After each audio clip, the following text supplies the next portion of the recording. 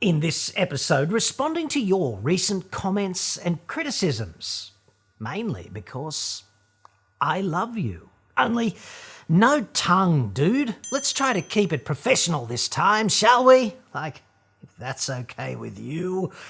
In any case, tongue is always extra.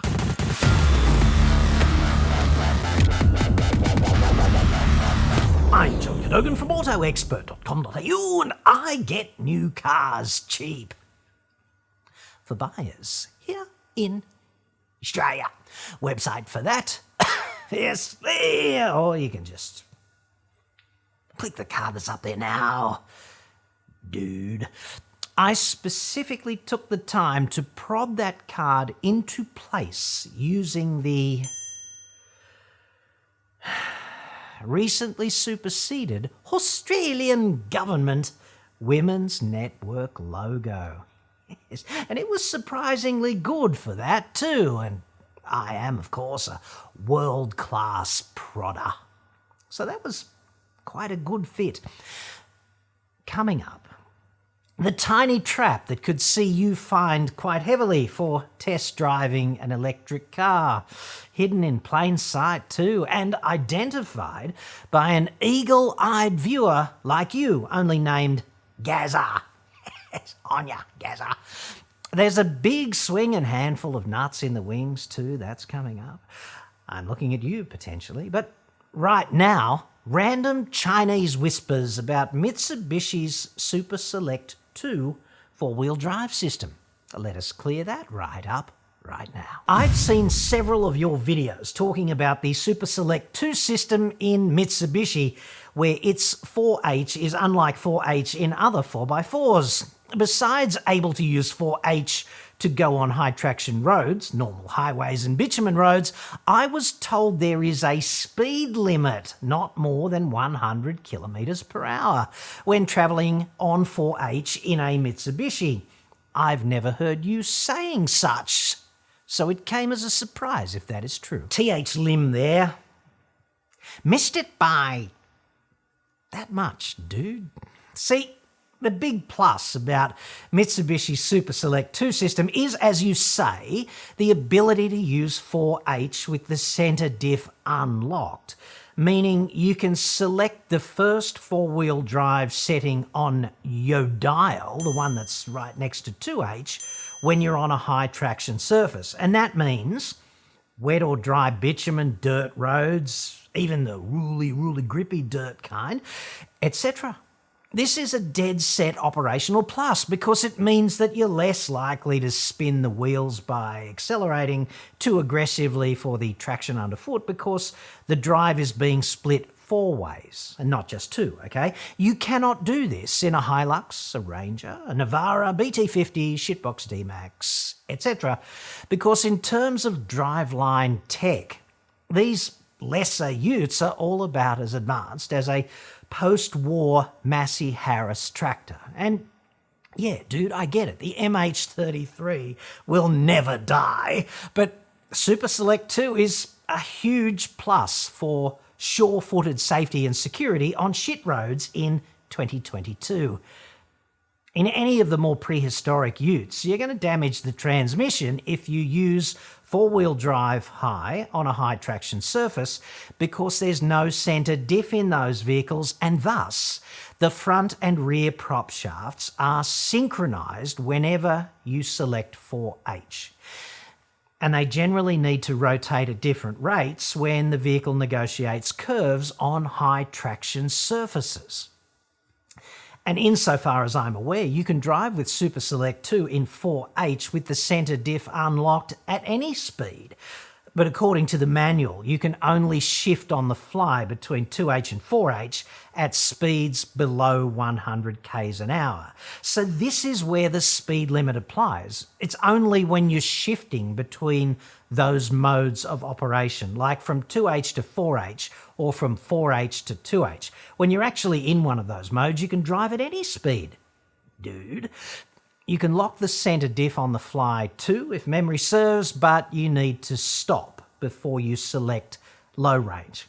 obviously. I've just noticed that the white Polestar on the opening credits above has New South Wales registration. EQI 89K does not have the compulsory blue EV triangle. When I went for a test drive, only one of 4 cars had the safety label, exposing 75% of prospective buyers to a fine of $136 and 1 demerit point. I pointed this out to the site manager, who just looked at me as if I farted in the elevator. Such ruthless attention to detail is what I have come to experience from Polestar. Gary Fuchs there. Gazza, well spotted, son. I can't comment on your test drive experience specifically, but if what you say is accurate, that is actually pretty poor form, especially if it's coming from a specialist EV brand. In mitigation regarding the photography though, that image that I used, the shot that I used specifically in the thumbnail of EQI 89K, that one, on the bridge just north of the Gong here in Chaya, was first made available by Polestar for media use on the 23rd of November in 2021. And that matters because at that time there was a sticker exemption in place for light vehicles. So it was okay not to have that approved EV safety label on the number plate at that time. From the 1st of January 2022, owners and drivers must display the safety labels on all the number plates of their electric, hybrid or hydrogen vehicle. If they don't, penalties apply, including a defect notice and or a fine. New South Shitsville regulatory arseholes there. Unfortunately for Polestar, however, a wad of photographs, including this one, right there, accompany the 17th of January Polestar Nullarbor chip fat carbon neutrality fiasco press release. And I can't see the blue label there on any of those photographs. And it's the same car. And I presume that ongoing compliance with home state registration requirements is a condition for travelling interstate, even in WA, which is practically a different country. So, well done there, getting the details right.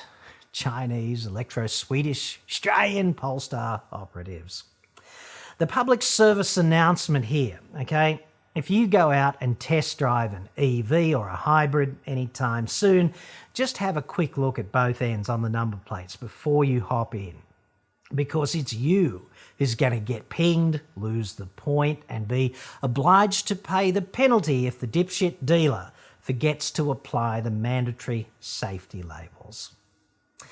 And now, the healthy cholesterol-lowering therapeutic part of the show, where I play with the nuts. Sorry, John, don't want to seem precious, overly serious or un-Australian, but liar-in-chief is a tad too far for me. Peter Brown there, and yeah, I did accuse the current PM of being that on Monday. I mean, I accused him on Monday of being a liar, more or less prolifically. Oh well. He is a liar, and in many ways also the chief, albeit only for the next few weeks, one would hope. Peter doesn't like me calling the Prime Minister a liar. To me, this is a really interesting proposition, the not liking me for doing it, right? Because it is definitely defamatory to call anyone a liar. And I'm not a lawyer, but in my view, you should be very careful about doing that in public to anyone. Right? As a journalist in particular, you have to be very damn careful indeed about imputations of this nature because they could sue you. And that's serious. It costs a lot of money to defend yourself, right? It's like calling someone a thief or a pedophile. Although, clearly, I make no such imputation in relation to ScoMo. Okay? He is a bit of an oxygen thief, however, personal opinion. About the only legal defence you've got if you make imputations such as these, like liar or whatever, here in Shitsville, is the defence of substantial truth. I think honest opinion is kind of off the table on that one. I'm not a lawyer, though, thankfully. high office holders, right? Prime ministers, cabinet ministers, CEOs, people of that stature, they're held to a higher standard and thus quite heavily scrutinised compared with the rank and file of the rest of us who reside deeper in the turd mine here in Shitsville. So it should be a pretty big deal, in my view, when a Prime Minister lies. It should be, but it isn't. Not anymore, at least. Like, it's become commonplace, even expected. Crikey.com.au has published quite a brave dossier on the PM's lies and falsehoods. 50 of them right there. I think that was in May of 2021. Anyway, Crikey also has more details on the PM's lies right there. We're not talking about inconsequential lies of the kind we all employ all the time, like telling relatives it's great to see them at Christmas, when clearly they're hating it just as much as you are. These are just the kinds of lies we all use all the time just to get by. And PMs are as entitled to trivial lies as anyone else. But there is a different kind of lie, isn't there? A more substantial kind, about important stuff that really matters. These are the kinds of lies that indicate unequivocally that ScoMo has, at best, an ongoing, ambiguous relationship with the truth on matters of national importance. Even the beetrooter, himself a walking caricature, seen there in traditional ancestral vegan headdress handed down from Roman Emperor Betrutius Maximus himself. A man who also seems to me to like having the facts at arm's length from time to time. He described ScoMo as a, quote, hypocrite and a liar. It sounded fairly sincere in context too. Also unequivocal. ScoMo lies even when it's not necessary, seemingly. What continues to impress about Morrison's lying is the sheer lack of necessity of many of them. A direct quote from Crikey there, and I agree, lying just seems to be his default state, like it's how he rolls. Doubtless the French Prime Minister would agree, in between mouthfuls of Beaujolais and Gruyere or something. But being a prime ministerial liar is, at least in a sense, its own reward. Mainly because you cannot hope to sue anyone who subsequently calls you a liar, at least not successfully. Anyone being sued in this fashion could simply front up to court and trot out Crikey's compendium of ScoMo lies, lodge a defence of substantial truth and make an application for costs. Yes. I doubt it would be a particularly lengthy trial. Crikey even published a book entitled Lies and Falsehoods, the Morrison Government and the New Culture of Deceit. It's a bit of a side splitter too, by Bernard Keane. Lawyers, as I understand it, were on speed dial leading up to the publication, and the book was, of course, out of date before the printing presses had even stopped rolling. Like, so prolific is the output from Canberra. So to Peter, who raised this objection and sees me labelling the PM as the liar-in-chief as something sort of beyond the pale, I would retort, I'd never call someone a liar lightly.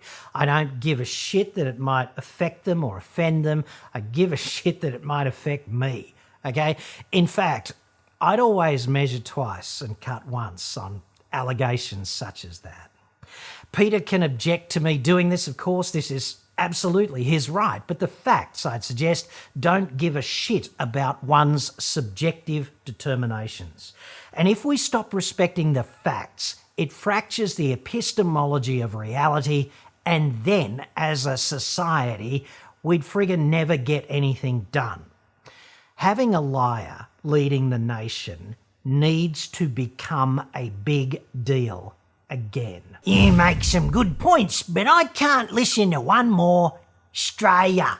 Nothing about the car industry's worth putting up with your delivery style. I'm out. Grant Hayden there. And I'm thrilled, frankly, to hear that this has become a pivotal issue for Grant.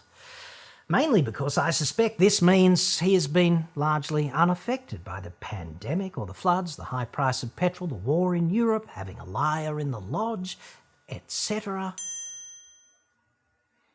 Even that big purple governmental courgette that was trotted out in an attempt to gather women together into a networking frenzy. Grant has been, seemingly, insulated from all of that. Yes. I don't know for certain, but I surmise that if you're sitting there staring at the wreckage of your house and everything you own being trapped under 4 feet of mud and silt, and you couldn't buy insurance for that, you generally wouldn't have time to be annoyed by trivialities such as pronunciation. But I do take some issue with your letter, Grant. There's an apostrophe before the capital S in Australia. Australians all let us rejoice, for we are fat and dumb, with a liar in the lodge and a beetrooter who hates him at his side. Our land is girt by bogans, or whatever the song actually says, right? Australia, apostrophe. That apostrophe is there to denote the missing A and U preceding the S in Australia. Failing to put that apostrophe in place, Grant, is downright un-Australian, dude. There's an apostrophe in the front of the P in apostrophe for exactly the same reason. At the risk of going all apostrophe inception on you, this book might help provide some clarification. Fucking apostrophes. It's actually an awesome read. Link in the description. P.S. Grant, I don't give a shit if you watch or not, dude. Really, I don't. But thanks for letting me in on that vital future viewing status update. And why? Noted, dude. Now we can all get on with our lives in Australia.